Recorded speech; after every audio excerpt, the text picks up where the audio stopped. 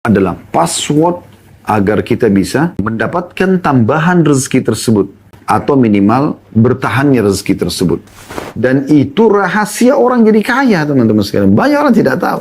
Bismillahirrahmanirrahim. Yang pertama surah Hud ayat 6. Bagi yang pegang buku bisa melihat tentu di halaman 421. Bagi yang tidak pegang buku bisa membuka di aplikasi Al-Quran di handphonenya, atau pada aplikasi Al-Quran di handphonenya. Surah Hud ayat 6 berbunyi, A'udzubillahi minasyaitonirrajim, wa ma min dabbatin fil ardi illa 'alallahi rizquha. Al-ayah, sampai sini saksi bahasannya. Dan tidak ada satupun makhluk bergerak atau bernyawa di bumi melainkan semuanya dijamin Allah rezekinya. Kecuali dijamin Allah rezekinya. Ini dalil yang sangat kuat yang menunjukkan seseorang harus punya sifat qanaah, merasa cukup dan coba menikmati fasilitas yang ada yang Allah Subhanahu wa taala siapkan untuk dia. Dan di sini teman-teman sekalian, bukan hanya kita sebagai manusia, seluruh hewan-hewan, jin, ya, semuanya disiapkan rezekinya oleh Allah SWT dan tidak akan pernah habis stok Allah Subhanahu wa taala.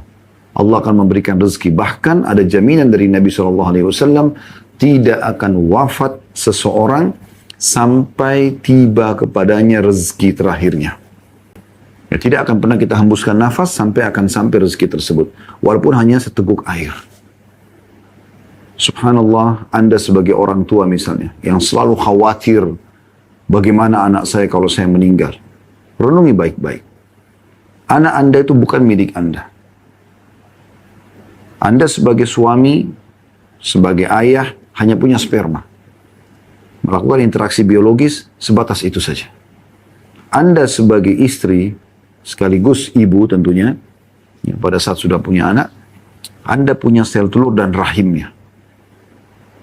Setelah itu, bertemulah dengan sistem yang sudah Allah pencipta siapkan. Ketemulah sel telur dengan sperma tersebut melalui sebuah perjalanan jauh kalau di rahim itu ya.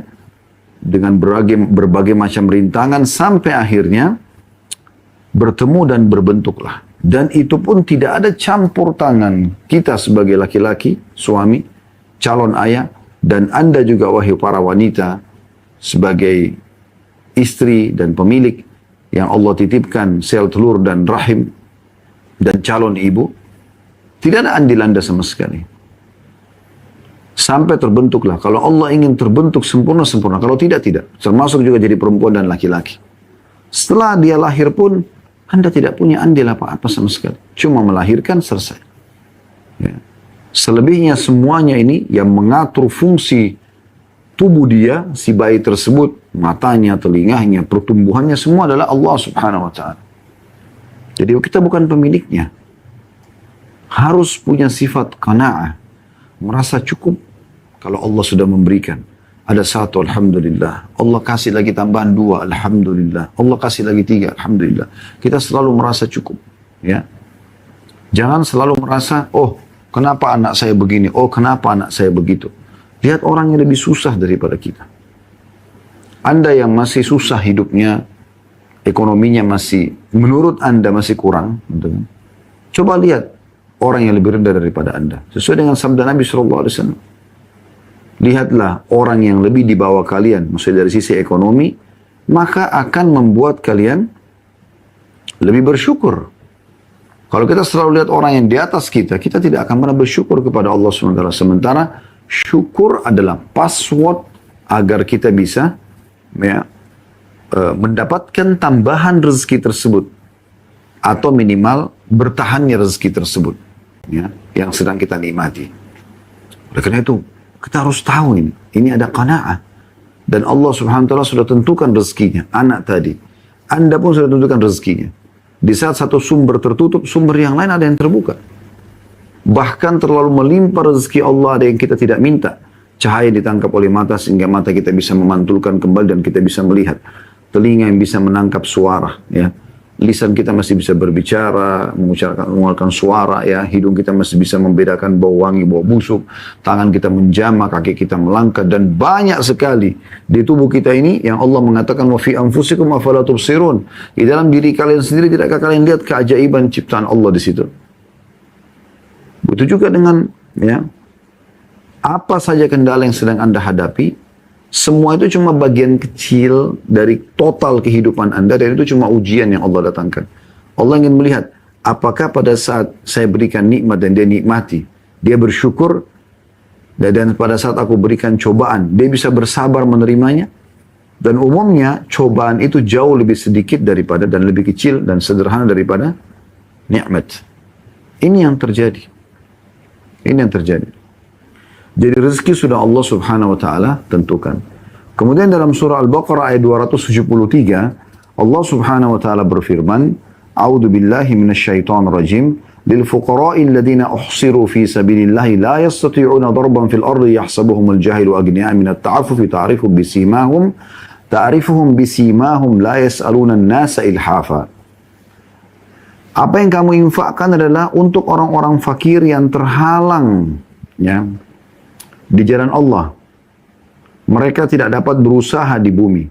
Orang yang tidak tahu menyangka mereka orang kaya karena menjaga diri dari meminta-minta. Engkau, hai Muhammad, mengenal mereka dari ciri-ciri mereka. Mereka tidak minta secara paksa kepada orang lain. Jadi di sini Allah SWT menyuruh kita, ayo keluar, jemput bola sedekah itu. Cari orang-orang yang memang justru tidak minta pada orang lain, tapi sebenarnya keadaannya bisa dibaca. Kalau orang ini butuh gitu. Jadi ada orang subhanallah punya sifat qanaah luar biasa. Sebenarnya hidupnya susah. Mungkin rumah cuma numpang sama orang. Makan apa adanya pada hari itu. Kadang-kadang itu yang dimakan dalam seharian. Sudah itu yang dimakan di sarapan, dimakan siang, dimakan malam. Itu aja terus yang dimakan gitu. Ya, sisa-sisa makanan. Tapi dia punya sifat qanaah, dia merasa cukup. Bersyukur kepada Allah SWT. Di sini tentu teman-teman sekalian, jangan Anda pertemukan antara sifat qanaah ini dengan sifat bakhil, pelit. Ini nggak bisa dipertemukan, ya. Beda sekali. Qanaah artinya merasa cukup dengan apa yang Allah berikan. Dan disyukuri. Kalau seandainya Allah berikan dia misal pekerjaan yang dia dapatkan gaji 2 juta rupiah. Lalu kemudian dia menikmatilah itu. Dia bersyukur, dia coba cukup-cukupkan kebutuhan dia dengan gaji yang dia miliki itu. Selesai misalnya. Baik, di saat Allah subhanahu wa ta'ala berikan dia jabatan lebih tinggi, dimudahkan, gajinya jadi 5 juta, atau dia sengaja coba menanyakan di kantornya, kira-kira supaya saya bisa pindah ke level di atas pekerjaan saya sekarang supaya gajinya lebih baik, untuk lebih memenuhi kebutuhan keluarga misalnya. Apa yang saya harus kerjakan? Misalnya HR atau HRD-nya menyebutkan, oh harusnya begini dan begitu. Lalu dia ikutin. Kemudian dia berhasil mencapai level yang lebih tinggi dan akhirnya mendapatkan gaji misalnya 5 juta rupiah. Ini bukan berarti orang tidak qanaah. Enggak, dia tetap berqanaah di sini. Qanaah artinya apa yang sedang ada dia syukuri, dia nikmati. Tapi pada saat dia ingin meningkatkan level dia, itu bukan berarti merusak sifat qanaahnya, tidak. Ya. Ini sangat beda sekali dengan orang yang bakhil. Bakhil itu memang dia mampu tapi dia sengaja susahkan hidupnya. Ya. Dengan alasan nanti dia sembunyi di belakang kedok atau tanda kutip ya, benteng qanaah itu. Ini nggak boleh gitu. Dia memang bakhil, bukan dia qanaah di sini. Qanaah artinya dia bisa menerima apa yang sedang Allah berikan dia saat itu, tapi tidak menutup kemungkinan dia berikhtiar untuk lebih memperbaiki keadaan dia. Ini perlu digarisbawahi. Kemudian Allah SWT juga berfirman, dalil yang ketiga diangkat oleh beliau adalah surah Furqan ayat 67. Yang berbunyi, A'udzubillahi minasyaitonir rajim, walladzina idza anfaqu lam yusrifu wa lam yaqturu wa kana baina dzalika qawama. Dan termasuk hamba-hamba Allah yang Maha Pengasih, Tuhan yang Maha Pengasih, yaitu orang-orang yang apabila membelanjakan harta, mereka tidak berlebihan, tidak pula kikir. Di antara keduanya, mereka secara wajar. Ya. Ini kembali kepada judul kita ya. Jadi seimbang dalam kehidupan dan belanja. Jadi mereka menggunakan harta yang ada sesuai dengan kebutuhan dan bukan keinginan. Kemudian juga yang keempat beliau angkat surah Az-Zariyat ayat 56 sampai 57. A'udzu billahi minasyaitonir rajim wa ma khalaqtul jinna wal insa illa liya'budun ma uridu minhum min rizqin wa ma uridu an yut'imun. Aku tidak menciptakan jin dan manusia melainkan agar mereka beribadah kepadaku. Aku tidak menghendaki rezeki sedikit pun dari mereka dan aku tidak menghendaki agar mereka memberiku makan. Jadi artinya Allah Subhanahu wa taala memerintahkan kita ibadah dan Allah tidak membutuhkan respon kita memberikan rezeki, kita misalnya Allah berikan kesempatan untuk bercocok tanam, Allah tidak minta hasilnya itu kita berikan kepada Allah. Enggak. Allah tidak butuh itu. Keluarkan lagi kepada manusia yang lebih butuh dan nanti Allah akan menilai kebaikan kita itu. Dan ini termasuk ya dalam bahasan kita di sini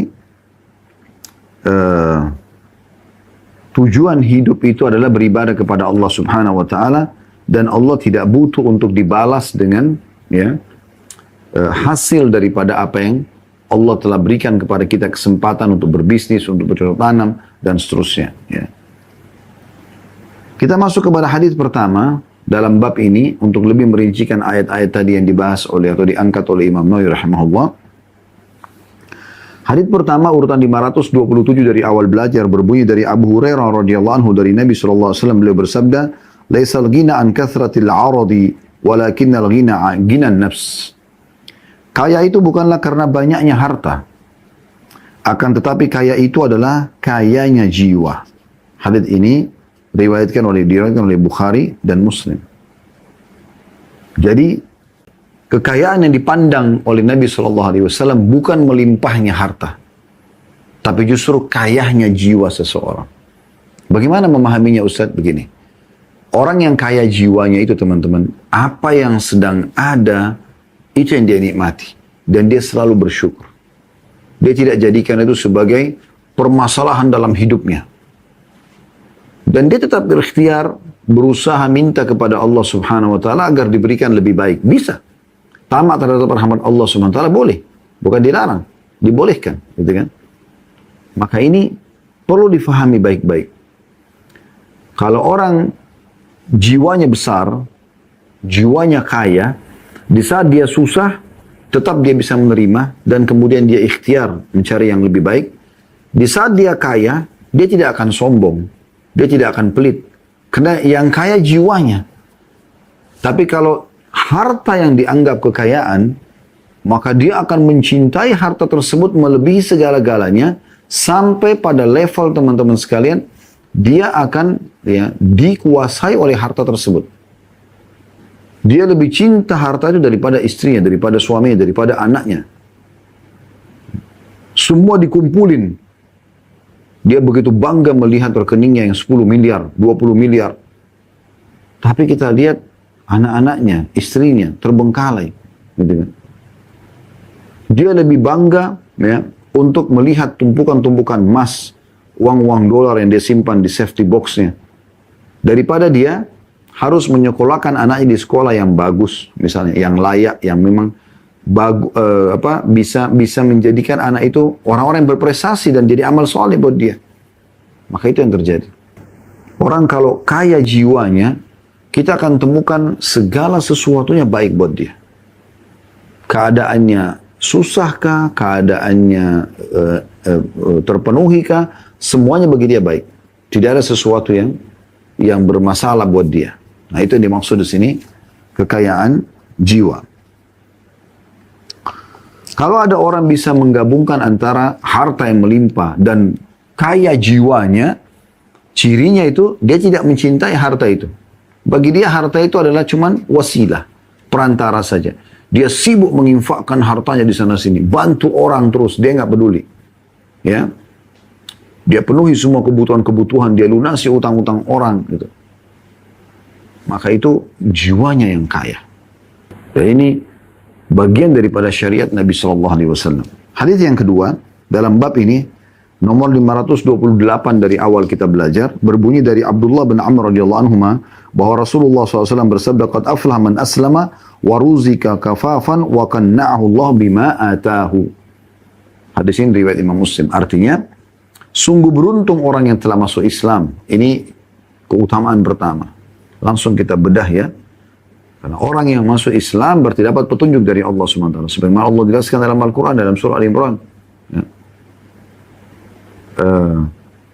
Dalam surah Az-Zumar, ada beberapa ayat-ayat Al-Quran yang menyebutkan masalah itu ya. Afaman syara Allah sadrul Islam fahuwa ala nuri min rabbih. Ya. Orang-orang yang telah Allah lapangkan hati dalam kepada Islam, maka dia di atas cahaya Tuhannya. Ya.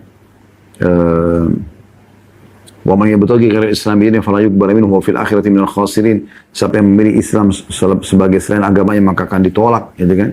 Dan dia termasuk orang rugi di hari kiamat nanti. Jadi memang ini sebuah karunia yang luar biasa. Apakah kita lahir dalam keadaan Islam atau memang dapat hidayah Islam setelah dewasa? Kemudian yang kedua, diberi rezeki yang cukup. Ini terjemahnya dan sekaligus kita masuk ke faedahnya. Diberi rezeki yang cukup. Maksudnya cukup itu memenuhi kebutuhan dia hari itu. Bukan 10 tahun ke depan, 20 tahun ke depan. Karena dia tugasnya hanya sampai ajalnya datang. Walaupun dia boleh menabung, dia boleh ya meninggalkan bagi dia yang cukup buat ahli warisnya, iya. Tapi kewajiban dia adalah hari itu. Makanya kan dalam hadis yang lain pernah kita pelajari, kata Nabi SAW, siapa yang tiba di pagi hari, aman di wilayahnya, di tempat tinggalnya, sehat badannya, ada makanan dia untuk hari itu, maka seakan-akan dunia telah berkumpul semua padanya. Nah ini poinnya. Jadi maksudnya adalah diberi rezeki yang cukup, mencukupi dia kebutuhannya pada hari itu. Besok kalau dia masih hidup ya sudah, diberikan lagi cukup, alhamdulillah. Semua itu sudah luar biasa. Muslim dan merasa cukup. Yang ketiga terjemahannya, sekaligus mutiaranya, dan Allah membuatnya qana'a, menerima apa yang tidak dianugerahkan kepadanya. Sudah dia muslim, ya, tercukupi rezekinya, kemudian dia qana'a. Dia merasa cukup, dia merasa selalu bersyukur kepada Allah. Walaupun itu sederhana mungkin di mata dia atau di mata orang lain. Bagi dia, dia agungkan nikmat Allah Subhanahu wa ta'ala itu. Dia terus bersyukur, dia terus merasa ini adalah karunia yang sangat besar. Dan memang itu benar. Ini karunia yang sangat besar. Dan itu memang benar, karunia sangat besar. Kita teman-teman sekalian hirup oksigen sehari berapa kali? Gratis. Sekarang ini, saya lagi ngisi pengajian dan Anda juga sedang mendengarkan. Kita sedang menghirup oksigen gratis. Mata kita sedang menangkap cahaya gratis. Dan kita mendengarkan suara gratis. Ya. Pikiran kita mulai merenungi, hati kita juga mulai ya, meresapi. Semua sama, gratis. Dan itu nikmat-nikmat besar yang banyak orang lupakan gitu. Bagi mereka nikmat itu kalau sudah punya rumah besar, mobil besar, itu bagian kecil dari nikmat yang Allah berikan. Berapa banyak orang rumahnya besar, mobilnya mewah, tapi badannya sakit. Dia berharap seluruh hartanya dia bayar, yang penting dia bisa sembuh. Anda masih diberikan kesehatan kan? Bukan begitu? Banyak. Berapa banyak orang yang kaya raya, kemudian juga punya mobil yang mewah, rumah yang mewah, tapi rusak rumah tangganya. Ribut selalu suami istri, selingkuh sana sini, ya, dan segala macam. Baik dia atau pasangannya. Kalau patokannya harta, itu adalah kebahagiaan teman-teman, maka Fir'aun, Qarun akan menjadi orang yang paling bahagia di muka bumi ini. Namrud, ya, yang telah Allah binasakan di zaman Nabi Musa dan Nabi Ibrahim AS. Tapi bukan itu. Kekayaan jiwa yang dibutuhkan. Ya. Dan di sini sudah dijelaskan, diberikan sifat qanaa'ah. Jadi tiga ini terjemahan hadis sekaligus mutiaranya. Ya. Kita masuk selanjutnya hadis nomor 529 dari Hakim ibn Hizam radhiyallahu anhu. Beliau berkata, "Sa'altu Rasulullah sallallahu alaihi wasallam fa'atani, thumma sa'altuhu fa'atani, thumma sa'altu fa'atani, thumma qala ya Hakim, inna hadzal mala khadirun hulwun, wa man akhadahu bisakhawati nafsin burika lahu fi, wa man akhadahu biishrafi nafsin lam yubarak lahu fi, wa kana kalladhi ya'kulu wa la yashba'. واليد العليا خير من يد السفلى." قال حكيم فقلت يا رسول الله والذي بعثك بالحق لا أرزأ أحدا بعدك شيئا حتى أفارق الدنيا. فكان أبو بكر عنه يدعو حكيما ليعطيه العطاء فيأبى أن يقبل منه شيئا. ثم إن العمر رضي الله عنه دعاه ليعطيه فأبى أن يقبله فقال يا معشر المسلمين أشهدكم على حكيم أني أعرض عليه حقه الذي قسمه الله له في هذا الفيء فيأبى أن يأخذه فلم يرزع حكيم أحدا من الناس بعد النبي SAW حتى توفي. Artinya, Hakim bin Hizam adalah sahabat Nabi yang mulia. Ini contoh teladan dalam qanaah. Dia mengatakan, aku pernah meminta kepada Rasulullah SAW dan beliau memberiku. Lalu aku minta lagi, beliau juga memberiku. Lalu aku minta lagi, beliau memberiku. Sampai 3 kali. Kemudian beliau bersabda, wahai Hakim, sesungguhnya harta ini menggiurkan dan manis. Barang siapa yang mengambilnya dengan kemurahan jiwa, maka dia diberkahi padanya. Dan tetapi, barang siapa yang mengambilnya dengan jiwa yang tamak, maka dia tidak akan diberkahi padanya. Dia seperti orang yang makan tapi tidak kenyang. Dan tangan yang di atas lebih baik daripada tangan yang di bawah. Hakim lalu berkata radhiyallahu anhu, maka aku berkata, wahai Rasulullah, demi Allah yang telah mengutus anda dengan kebenaran, aku tidak akan mengambil apapun dari seseorang setelah anda, sampai aku meninggal dunia. Maka Abu Bakar radhiyallahu anhu memanggil Hakim di masa kerajaan beliau, untuk memberinya sesuatu pemberian, namun Hakim menolak, tidak mau menerima darinya. Kemudian Umar pun di zaman khilafahnya radhiyallahu anhu memanggilnya untuk memberinya, maka dia pun tidak mau menerimanya. Maka Umar berkata, wahai kaum muslimin, aku persaksikan kepada kalian bahwa aku telah menawarkan kepada Hakim haknya yang telah dibagikan oleh Allah untuknya dari harta fai, rampasan perang. Tetapi dia tidak mau menerimanya, maka Hakim tidak pernah mengambil dari siapapun sepeninggal Nabi SAW sampai dia wafat. Hadits ini diriwayatkan oleh Bukhari dan Muslim. Hadits ini teman-teman sekalian memberikan pelajaran penting kepada kita. Banyak sekali pelajarannya. Ya. Pelajaran yang pertama adalah kemuliaan hati Nabi SAW. Kemuliaan hati Nabi SAW. Dan bagaimana dermawannya beliau. Salah satu ciri Nabi SAW tidak pernah menolak kalau dimintai sesuatu. Semoga Allah membuat kita bisa ikut seperti ini. Ya. Karena kadang-kadang subhanallah di saat ada orang minta, mungkin kita masih ada pertimbangan ini, pertimbangan itu. Atau mungkin kemarin kita baru beri, sekarang minta lagi misalnya ya. Kita lihat di sini bagaimana Hakim bin Hizam menceritakan. Aku pernah minta sama Nabi SAW. Dikasih. Setelah itu aku datang lagi minta. Dikasih. Aku minta lagi. Dikasih. Nabi SAW tidak pernah nolak. Ya. Dan itu juga disebutkan dari riwayat Anas bin Malik dalam hadis yang lain. Kalau Nabi SAW, Anas bin Malik atau Jabir bin Abdullah, salah satu dari sahabat ini mengatakan, Nabi SAW tidak pernah menolak kalau ya ada orang yang minta. Selalu beliau berikan. Sampai pernah satu kali Nabi SAW membagi-bagi banyak sekali kebetulan yang ada di hadapan beliau kepada orang-orang. Kemudian habis. Masih datang satu orang miskin, minta kepada Nabi SAW. Raut wajah beliau sedih, karena beliau tidak bisa memberi, tidak ada lagi. Lalu Umar berkata, ada di sebelah Nabi SAW, ya Rasulullah, Allah tidak bebankan anda lebih daripada kemampuan anda. Kemudian Nabi SAW tetap diam. Lalu Ali bin Abi Thalib di sebelah Umar, mengorek kantongnya masih ada uang, kalau saya tidak salah 3 dirhaman. Beliau letakkan di depan Nabi SAW sambil mengatakan, ya Rasulullah, infakkanlah sesuai dengan anda inginkan. Maka Nabi SAW tersenyum. Lalu beliau mengatakan, bihada umirtu. Beginilah aku diperintahkan. Lalu beliau ambil, lalu beliau sedekahkan. Jadi memang Islam itu mengajarkan jiwa kemuliaan. Kedermawanan, suka memberi. Dan itu rahasia orang jadi kaya, teman-teman sekalian. Banyak orang tidak tahu. Coba royal, sedekah saja. Lihat hasilnya setelah itu.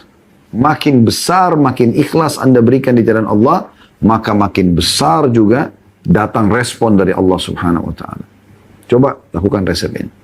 Anda yang biasa infak cuma Rp2.000, sekarang tingkatkan ke Rp5.000, tingkatkan ke Rp10.000, tingkatkan ke Rp50.000, tingkatkan ke Rp100.000, tingkatkan ke 1 juta, tingkatkan ke 10 juta.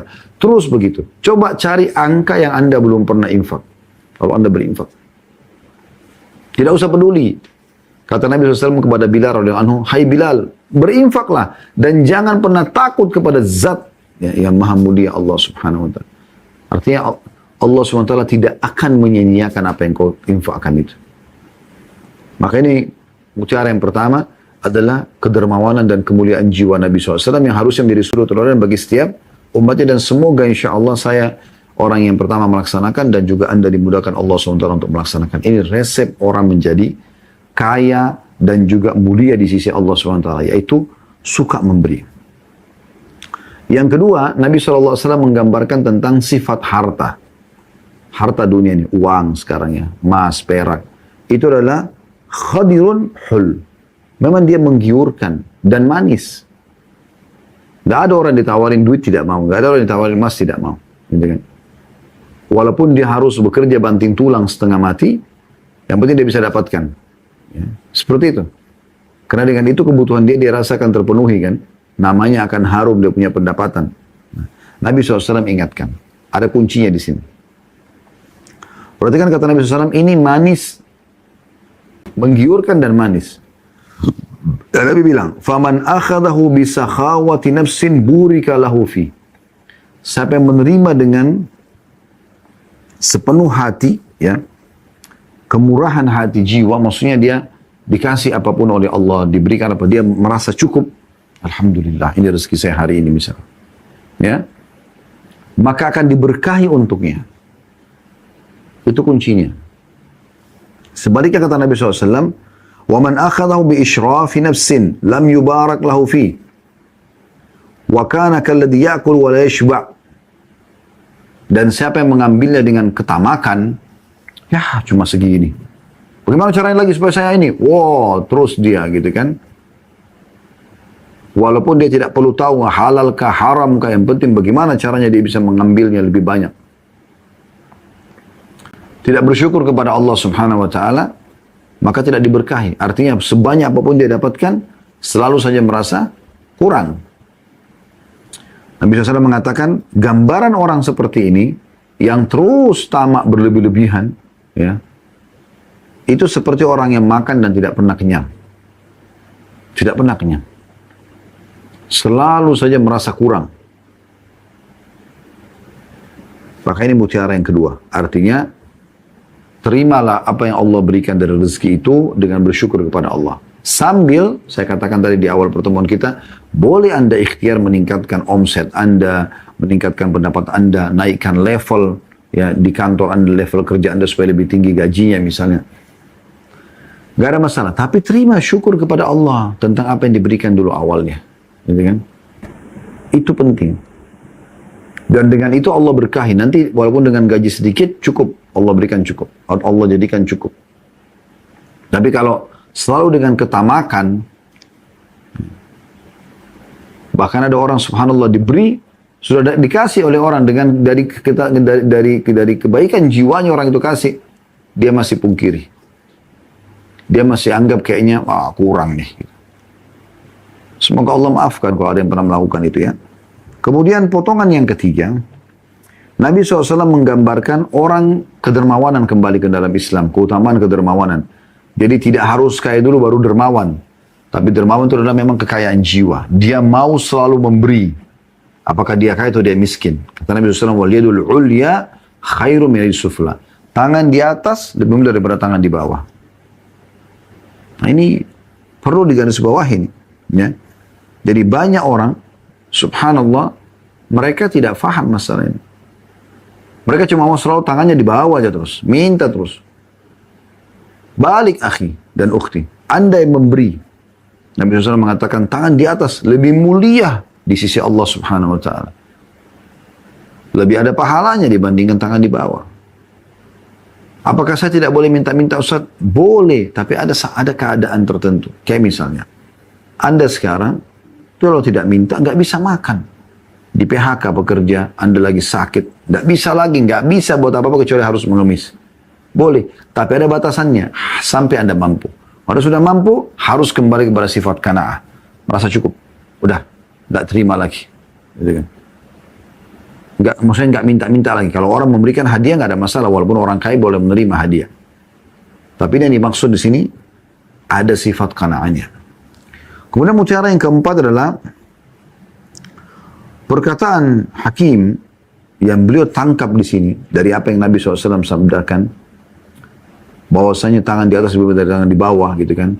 Dan hati-hati orang yang suka mengemis, minta-minta. Ini apalagi dia dengan tamak terus minta, tidak pernah mau berusaha supaya dia berhenti dari meminta-minta itu, ini akan berbahaya buat dia.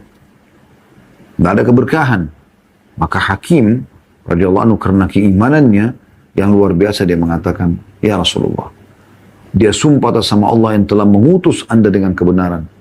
Saya tidak akan pernah mulai hari ini minta kepada orang. Nggak mau minta lagi. Sampai saya wafat. Apa yang saya kerjakan, hasilnya itu saya ambil. Kalau enggak, saya enggak mau. Subhanallah, pernyataan ini dipegangi dan dia komitmen sampai dia wafat radhiyallahu anhu. Jadi mutiara yang keempat ini adalah komitmen, belajar dari komitmen ya, Hakim ibn Hizam radhiyallahu anhu. Bagaimana beliau luar biasa gitu. Udah tahu sekarang dari Nabi SAW, Nabi titip pesan, langsung dia tersentuh. Ada orang begitu semua, tersentuh langsung dia praktekkan, gitu kan. Kemudian yang kelima, dan tentu di sini aplikasinya kelihatan ya, bagaimana setelah Nabi SAW meninggal, Abu Bakar mau kasih, dia nolak, Umar mau kasih, dia nolak, gitu kan. Ini menandakan komitmen Hakim ibn Hizam radhiyallahu anhu. Pelajaran yang kelima yang bisa diambil di sini adalah bagaimana Umar bin Khattab radhiyallahu anhu ingin berlepas dari tanggung jawab di hari kiamat karena yang beliau ingin berikan kepada Hakim bukan dari beliau pribadi, tapi memang dari haknya Hakim, dari harta rampasan perang yang didapatkan mau diberikan kepada dia, itu hak dia. Tapi dia nolak, tidak usah, dia dimasukkan untuk kebutuhan kaum muslimin saja. Maka supaya tidak ada pemahaman buruk kepada Umar, dikatakan oh Umar menahan haknya Hakim misalnya, enggak. Beliau mengatakan, aku menjadikan Allah sebagai saksi antara aku dengan kalian, kalau aku sudah menawarkan kepada Hakim, tapi Hakim tidak mau. Tapi Hakim tidak mau. Ya. Maka dengan begitu, orang-orang pun faham, bukan Umar bin Khattab radhiyallahu anhu yang menahan haknya Hakim, tapi justru Hakimlah yang memang tidak mau menerima. Dan ini sebuah komitmen yang luar biasa gitu ya.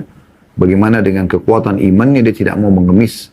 Bahkan haknya dia pun yang dia anggap bukan dari hasil kerja dia langsung, gitu kan. Dia pikir dia nggak perlu ambil. Ini sebuah pelajaran yang luar biasa teman-teman sekalian. Baik teman-teman sekalian, kita melanjutkan di hadis nomor 530. Saya langsung bacakan dari Abu Burda dan dari Abu Musa al-Ash'ari.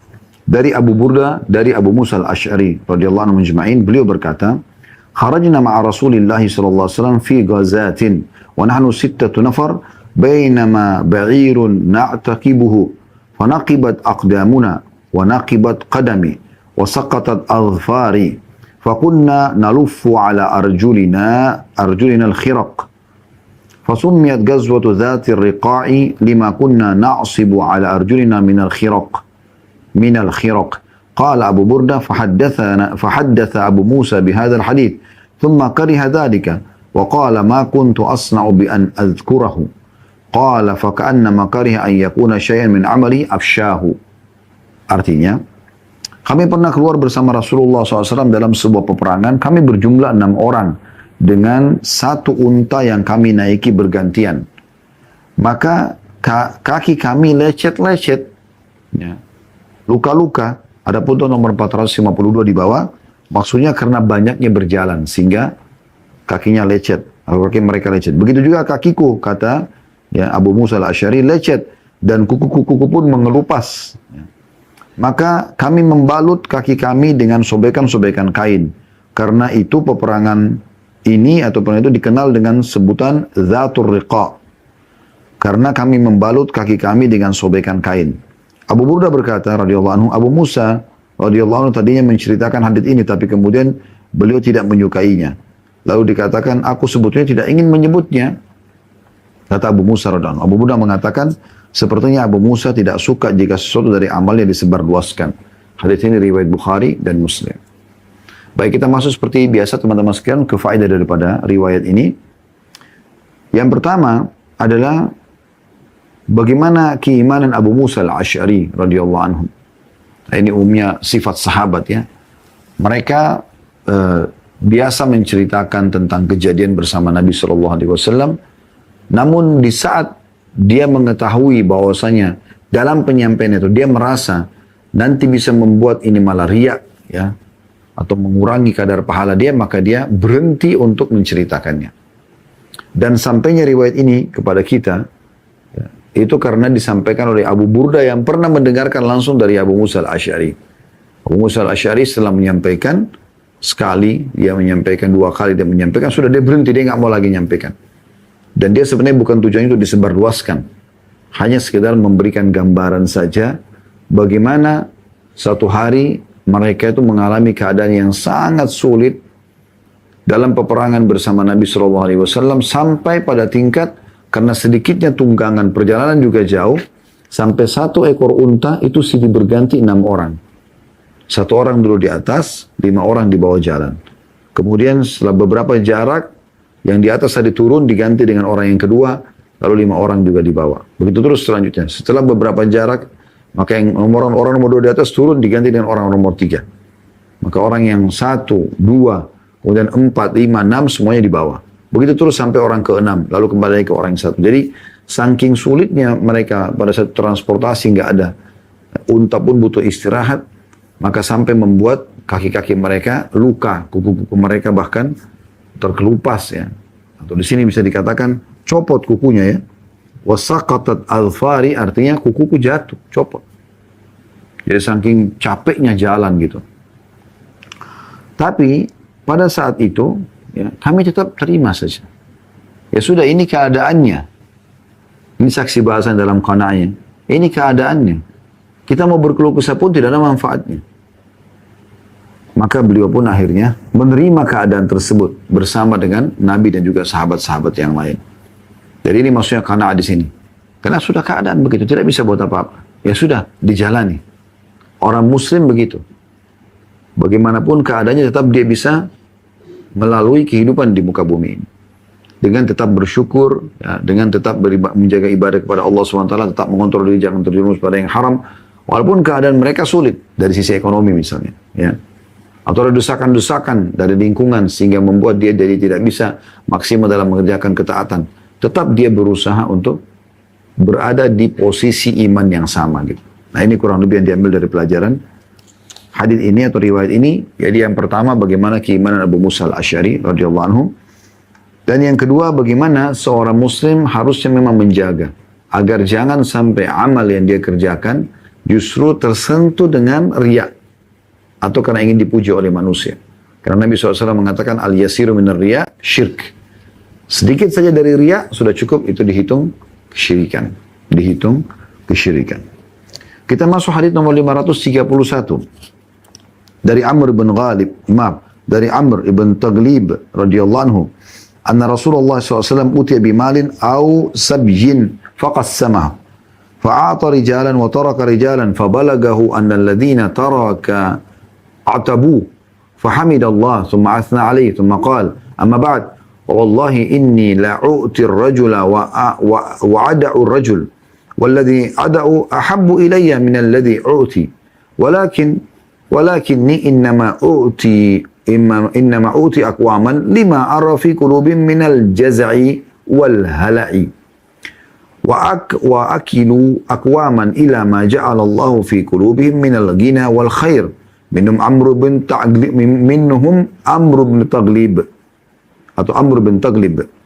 Qala Amr bin Taglib fa wallahi ma uhibbu anna li bi kalima Rasulullah ma uhibbu anna li bi kalimati Rasulillah sallallahu alaihi wasallam humran na'am. Artinya bahwa Rasulullah SAW dibawakan harta atau tawanan hasil dari peperangannya. Kemudian beliau membagi-bagikannya, beliau memberikan orang-orang tertentu dan meninggalkan orang lain. Maksudnya ada orang yang tidak dikasih. Lalu beliau mendengar kabar bahwa orang-orang yang tidak beliau beri menyesalkan itu. Kok Nabi SAW kasih si fulan, gak kasih kita ya gitu. Maka beliau SAW mengumpulkan mereka. Lalu beliau memuji dan menyanjung Allah. Kemudian beliau bersabda, amma ba'd. Dan selanjutnya, demi Allah, aku memberi fulan dan meninggalkan fulan. Ada yang aku beri, ada yang aku tidak beri. Dan aku tinggalkan itu Dan yang aku tinggalkan, yang aku tidak berikan pembagian, lebih aku cintai daripada yang aku beri. Akan tetapi sungguhnya, aku memberi orang-orang tertentu, karena aku melihat di hati mereka ada kegundahan dan keresahan. Dan aku menyerahkan orang-orang lain kepada kecukupan dan kebaikan yang telah Allah letakkan di hati mereka. Di antara mereka Amr bin Taghlib. Maka Amr bin Taghlib berkata radhiyallahu anhu, demi Allah, aku tidak ingin menukar kata-kata Rasulullah SAW dengan unta merah sekalipun. Hadis ini diriwayatkan oleh Bukhari. Baik, riwayat ini teman-teman sekalian memberikan pelajaran kepada kita. Yang pertama adalah iman. Di sini sahabat Nabi yang mulia perawi hadis ini Amr bin Taghlib radhiyallahu anhu. Bagaimana beliau menceritakan kepada kita tentang kasus yang sedang terjadi. Yaitu di salah satu peperangan Nabi SAW pada saat terkumpul harta rampasan perang, Nabi SAW membagi-bagi kepada sebagian dan sebagian tidak dikasih. Lalu orang yang tidak dikasih ini menyesalkan itu. Kok kenapa nggak dikasih ya? Termasuk Amr bin Taghlib sendiri bersama dengan orang yang tidak dikasih oleh Nabi SAW. Setelah Nabi lihat, sampai berita ke beliau, ternyata orang-orang ini mulai ngomong, kok Nabi nggak kasih kita ya? Maka Nabi SAW memuji Allah di hadapan mereka lalu menjelaskan, sungguh benar, aku telah memberikan sebagian dan aku meninggalkan sebagian. Yang aku tidak berikan, kelompok yang tidak diberikan, lebih aku cintai daripada yang aku berikan. Ini satu poin di sini. Nabi SAW lebih cinta kepada orang-orang yang justru tidak dikasih. Karena Nabi sudah tahu orang-orang ini kuat imannya. Dan yang aku berikan tidak secinta aku kepada orang-orang yang aku tidak berikan tadi.